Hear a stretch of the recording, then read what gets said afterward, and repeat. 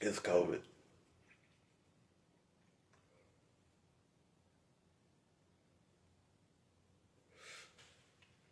How y'all doing this morning? Hope y'all doing as good as I am.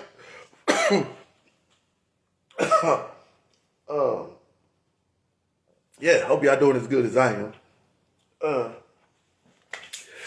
Today, this morning, Grand Rising, good morning, Ashe, Hotep, and all that other good stuff. Islam. How y'all doing this morning? Today, the topic I want to talk to y'all about today is about the jurisdiction of the courts.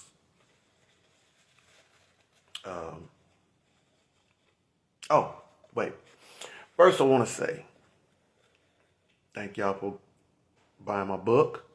Thank y'all for reading the book. Thank you for the comments.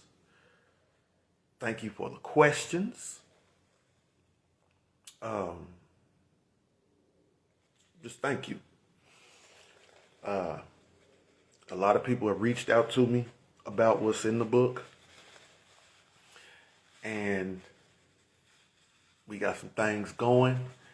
But yeah, for those of you who haven't read the book yet, please go read it. It is an eye opener. It is an eye opener. Yeah, thank you. Okay. Today, jurisdiction of the courts. All right. The Constitution of the United States allows for 3 types of jurisdiction. It allows for admiralty jurisdiction. It allows for equity, which basically fairness. And it allows for common law. Now, the Constitution, their Constitution, was founded in common law. Basically, a man can do whatever they want, whatever they want to do, as long as they don't harm another person or trespass on another person's rights. That is basically how they founded this, how they founded the United States, even though they came over and killed and trampled on everybody else's rights. But that is how their laws were set up. It was set up under common law, under English common law. Okay, then you had admiralty law. Admiralty law is the law of the seas, basically. It is basically dealing with contracts. Admiralty law is the only civil law in which you can be incarcerated. But it has to come as a breach of contract on the high seas. That's admiralty law. Admiralty law is the only law in which you can be in. It's the only civil law in which you can be incarcerated. And common law, but common law isn't civil law, whatever. But okay, those are the 3 types of jurisdictions that the Constitution allows in their courts. Okay, now, and there are, I think it's U.S. Supreme Court cases. Yes, these are U.S. Supreme Court cases that say the state cases shall be taken as cases at common law. Okay. The state cases, these are the federal courts saying that the state cases shall be taken as cases in common law. Now, that is the overlay for the underplay. This is the underplay. Okay. In 1933, when the states and the United States signed up for the bankruptcy to the Federal Reserve, when the states and the United States signed on to the bankruptcy of 1933, House Joint Resolution 192, when they signed on for that, they lost their sovereignty. Everybody, the United States and the states, lost their sovereignty. So, the laws that were originally founded in common law,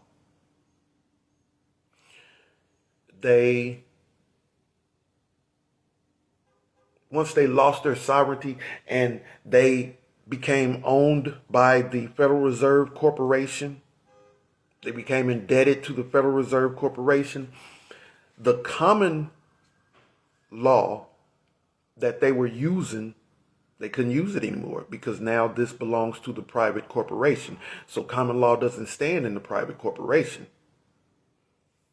So they had to switch to statutory law. Statutory law is basically the law of the corporation. It holds no power outside of the corporation, and it holds no power over the people outside of the corporation. So, they had to switch to statutory law because they lost their sovereignty. Now, this is where it gets ugly. This is where it gets tricky. This is where their lies come in.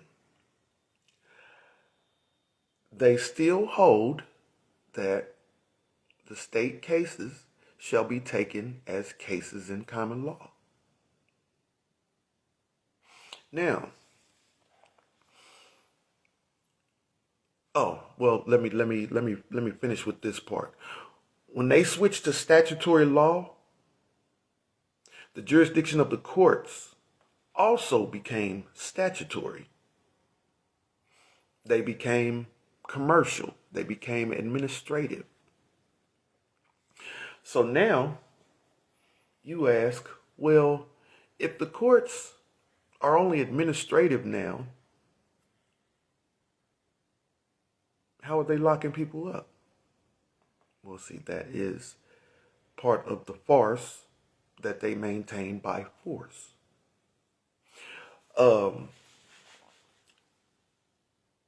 As I said, the Constitution allows for 3 types of jurisdictions: common law, equity, and admiralty. And remember, admiralty is the only civil jurisdiction where you can be incarcerated for a breach of contract. So, they're locking you up under statutory, and they're not common law. So they have to be using admiralty law or admiralty jurisdiction. They have to be using that because that's the only civil jurisdiction where you can be incarcerated for a breach of contract. So, I don't know about other states, but I know Indiana, their Supreme Court, the Indiana Supreme Court, said Indiana's law is purely statutory.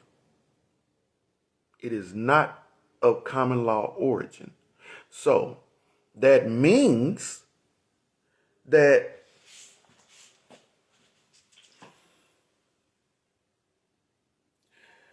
the statutes that Indiana is enforcing, and this goes for all 50 states. This goes for all 50 states. The statutes that they are using have no common law origin. That means they are unconstitutional in the context of being enforced on the private person. Yeah. The laws that they are enforcing, the laws that the states are enforcing right now, at this moment, for everyone that's in these criminal cases, right now they are enforcing statutory law, administrative law. And they basically have no jurisdiction. They never have jurisdiction. This is the thing. When you are enforcing statutory law, your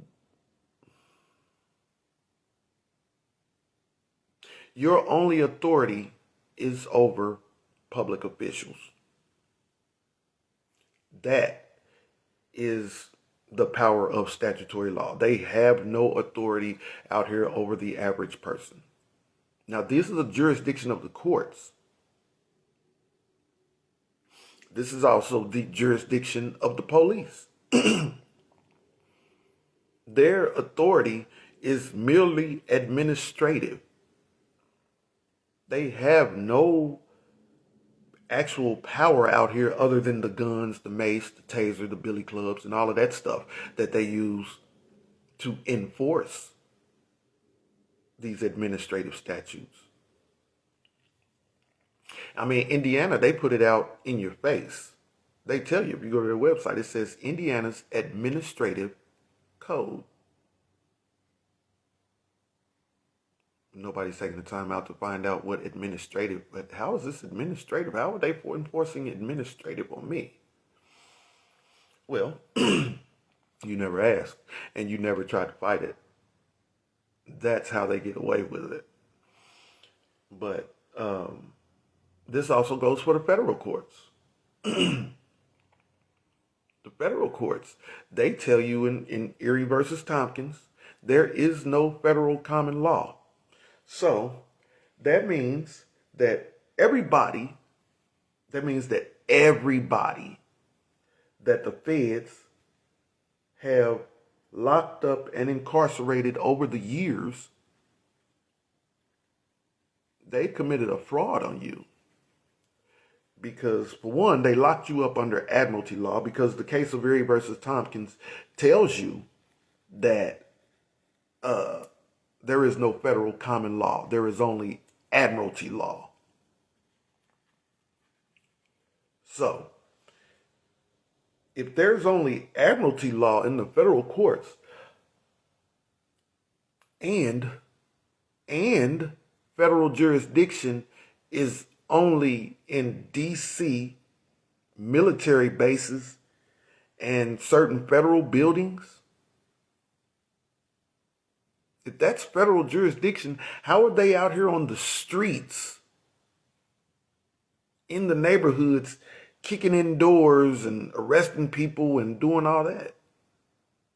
That is the farce.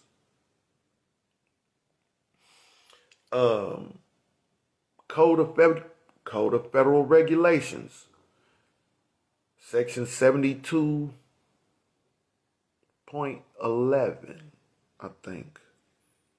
They tell you all crimes, federal and state, are commercial in nature. This isn't me making this up. This is their words.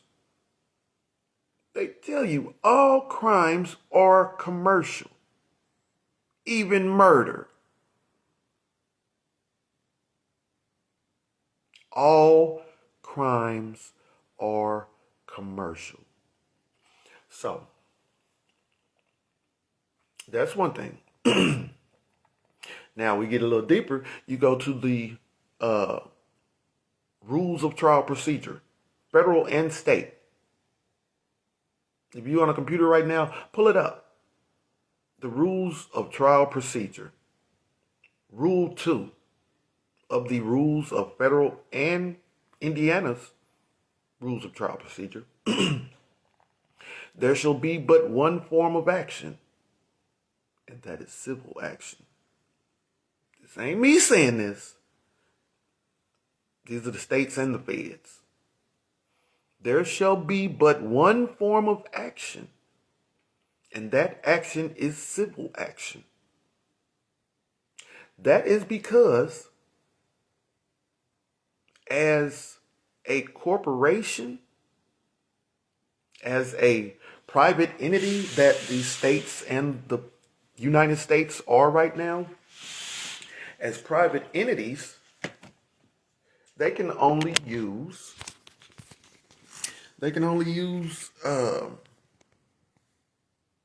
administrative law, or admiralty law, law of contracts. So,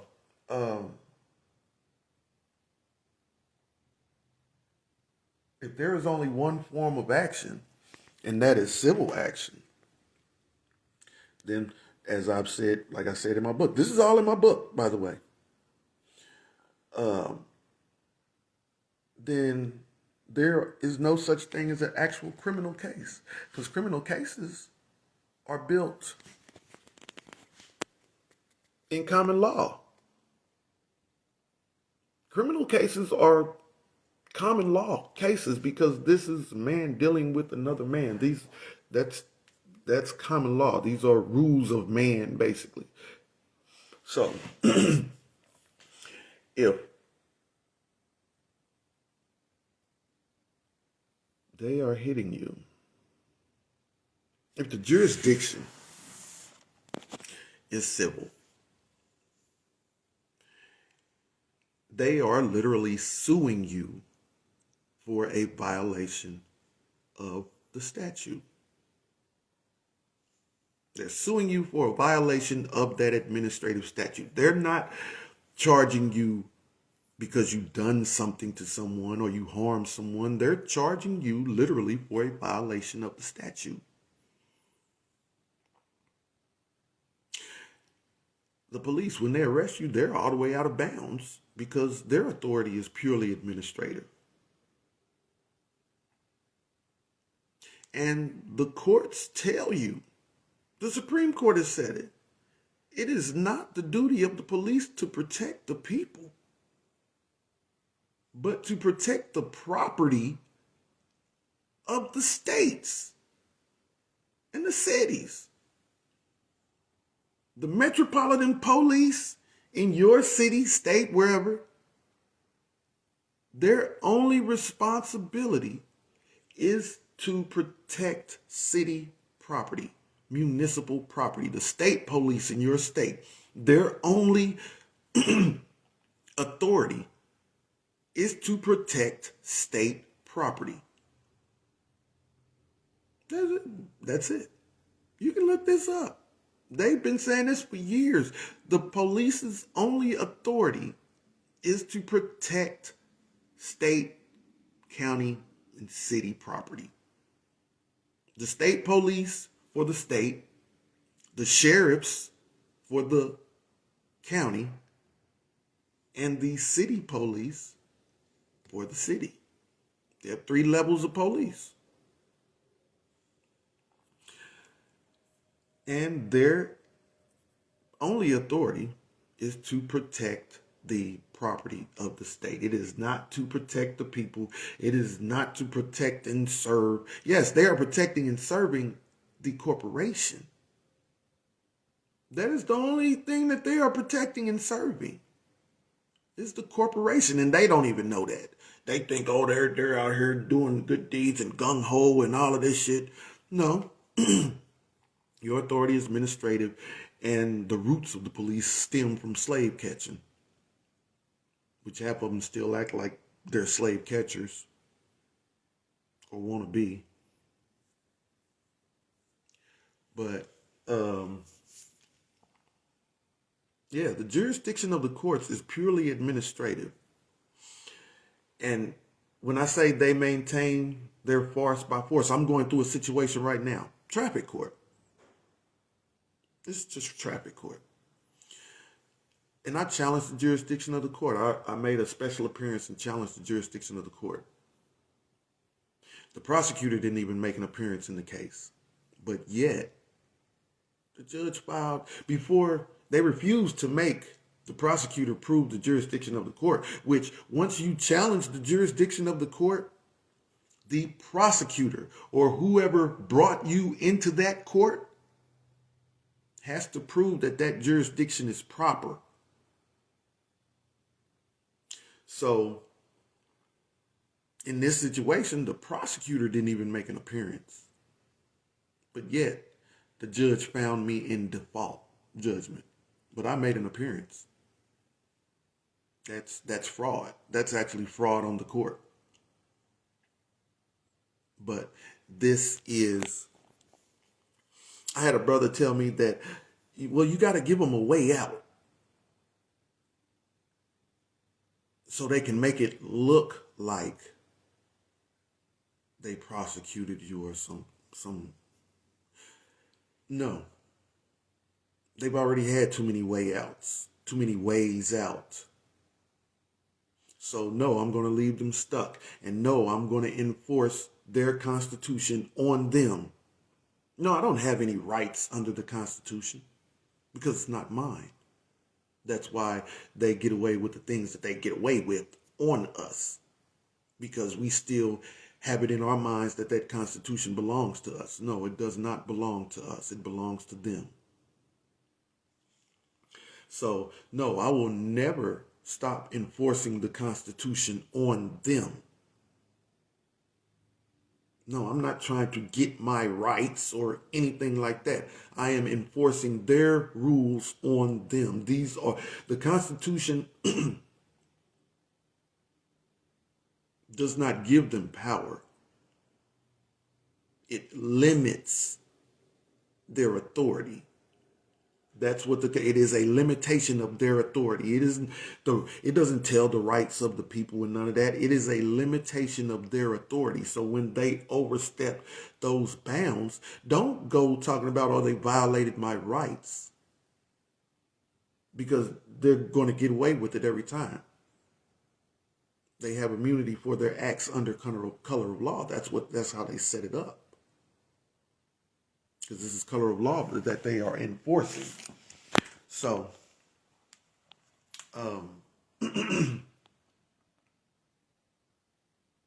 child support court, traffic court, all of these courts are, their jurisdiction is purely administrative. Now, the child support court, that is an actual civil court, but they put it out there like it's an administrative court, it's a civil court, but they put it out there like they have some type of authority.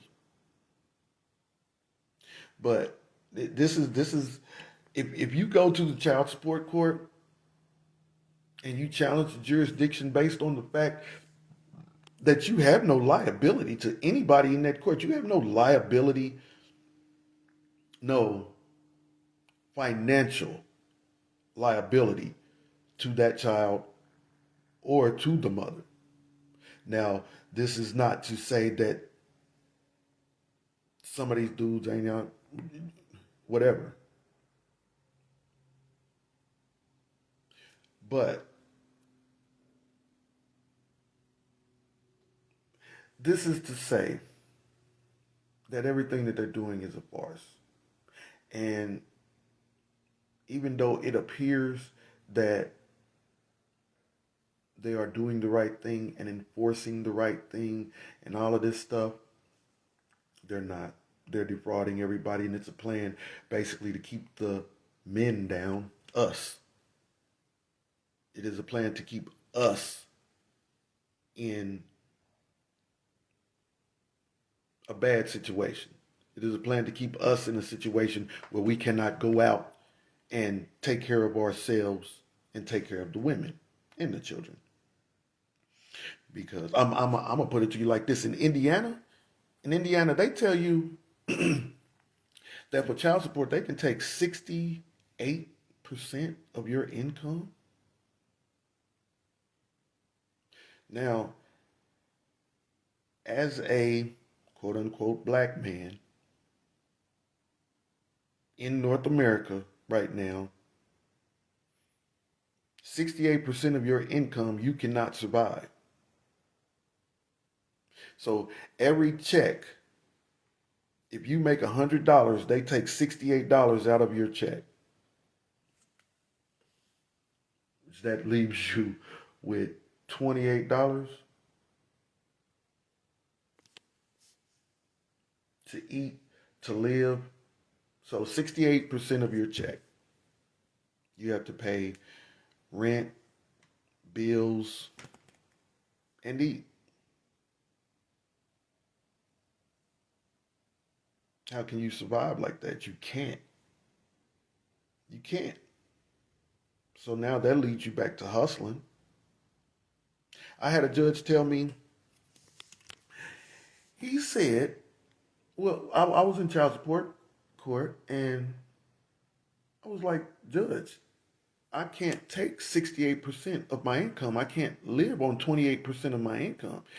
He told me to go find another job. So that is the mentality. So that's the child support court. That's set up to keep us in a bad situation. Uh, that actually makes a man not want to work. They force you in a position where you are literally slaving to survive. They are slaving you. And I know that's not everybody. That's not everybody. And this is for the women who get upset. There's a lot of the time child support is um, used as a weapon of vengeance by women. But y'all have to realize that y'all are killing us. Y'all are allowing them to kill us. Yes, we ain't shit out here because we can't get up. Y'all have all the benefits. Y'all get everything. And then they penalize you when you do have a man in the house. Okay. So, but yeah, back to the courts. Um, yeah, their jurisdiction is purely administrative. Purely. They tell you it's administrative. So if everybody instead of going to the courts and fighting their way, if everybody went to the courts and challenged the jurisdiction of the courts, I guarantee you the system would collapse. Just challenge the subject matter jurisdiction of the court based on the fact that they're using statutory law as opposed to common law. Now, no attorney is going to represent you on this. No, they're not going to say it in the court. They're not going to do any of that because they are wards of the court. They're part of the court, not wards of the court, excuse me. They are a part of the court. They are officers of the court. The Supreme Court gives them their license. So they are officers of the court. And they will not challenge the jurisdiction of the court because that is their job. They will be disbarred because of that, behind that. So, yeah, if everybody just went into the courts and challenged the subject matter jurisdiction of the court, I don't care if you're in court now. If you're going through a case right now, file something challenging the subject matter jurisdiction of the court. And watch how rude the judge becomes. Watch how irate he becomes, which it's an act. They are trained to act hard. But really, he's really shitting in his pants right now, like, damn, I'm going to have to lie. I'm going to have to do all of this stuff to cover up. Challenge the subject matter jurisdiction of the courts. This is in the criminal courts as well. Um, there are no such things as criminal cases since 1933. There are no criminal cases. Everything out here now is quasi criminal. They're using color of law to prosecute crimes, then the crimes would be colorable crimes, or quasi, the proceedings would be quasi or colorable proceedings. They look like a criminal proceeding, but it's not. It's something else that is a contradiction of law. Look up color of law. Color of law has the semblance of the authority of law, but actually, in actuality, has no authority and is in contradiction of the law. So that's what color of law is. They're hitting you with color of law every day, and they have immunity for their acts under color of law. Think about the word. Think about the words that they're saying. They have immunity for doing something to you according to a law that is not law.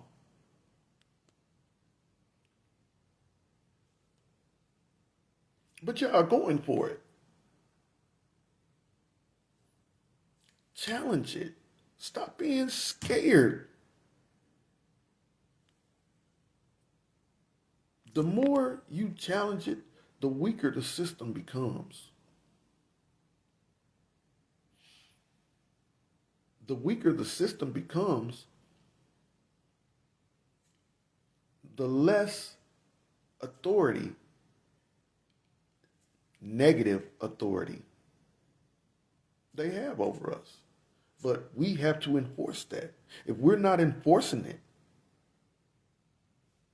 then it's never going to stop. But just to recap, because I'm about to get off of here. I'm about to light this blunt back up, continue smoking and typing. To recap, the jurisdiction of all state courts is statutory. It is administrative. The case of Erie versus Tompkins, they will tell you that the laws of the states are not common law, but a combination of civil law and common law, which basically makes them civil law. And the federal courts are using admiralty law. Now, I've seen a case where they tried to cover up the fraud that they were doing, and they came back and said, oh, well, we're using a special common law jurisdiction. Either you're a common law or you're not. You can't have a special common law jurisdiction, because that's still, you're already working contrary to the Constitution by using admiralty law on the people. You're already working contrary to the Constitution by using your administrative codes to enslave the people. Lock them up. They have no contracts with you. Erie versus Tompkins tells you that there is only admiralty law. Federal law is admiralty law. So if the people have no contracts with you, because admiralty law is the enforcement of contracts, if the people don't have any contracts with you, then there's no way you can lock them up under admiralty law. But y'all don't know that. Nobody's saying that. But yeah, they are literally suing you for a violation of the statute. And I want to say this too. A brother, this is a good brother. He told me that the information that I am giving out to people now is old. Everybody knows this. And I will say that, yes, I found out about this information in 2010. Now, in 2010, that information was still old, and I didn't know it.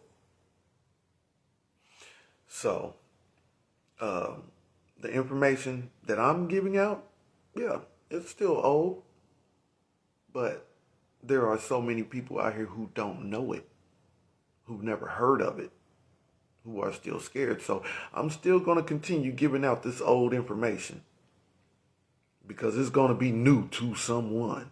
Actually, I found out that it is new to a lot of people. So, yeah, I'm going to keep doing these lives. And I'm going to keep talking about my book. And it's called The Apocalypse of Amor. And thank you, everyone who bought it and read it or are reading it. He said it's called The Apocalypse of the Moor, and everything that I've said to you right now is in that book, and it is provable, and it is backed up by federal law, federal cases, and state cases.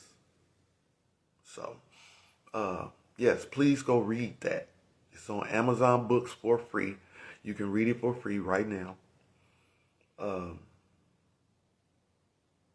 Yeah, the last words. Federal jurisdiction is admiralty jurisdiction. State jurisdiction, they are also using admiralty jurisdiction, but they are covering it. It's administrative law that they are enforcing, and it doesn't reach outside of public officials, period. It cannot reach the average person. So, that said, they are defrauding you in the courts and on the streets. The police, their authority is purely administrative. They have no authority over anyone but other public officials, but they carry the guns. They maintain the farce by force. So, yeah, y'all just be careful out there. Study the stuff that I'm saying. Please go Google it. It's right there at your fingertips. Please study this stuff, because the more people that know about this, the easier it will be for us. The easier it'll be for us. So, y'all be cool. How y'all be cool? I'm about to spark this blunt back up. And I might be back later on. Peace and love.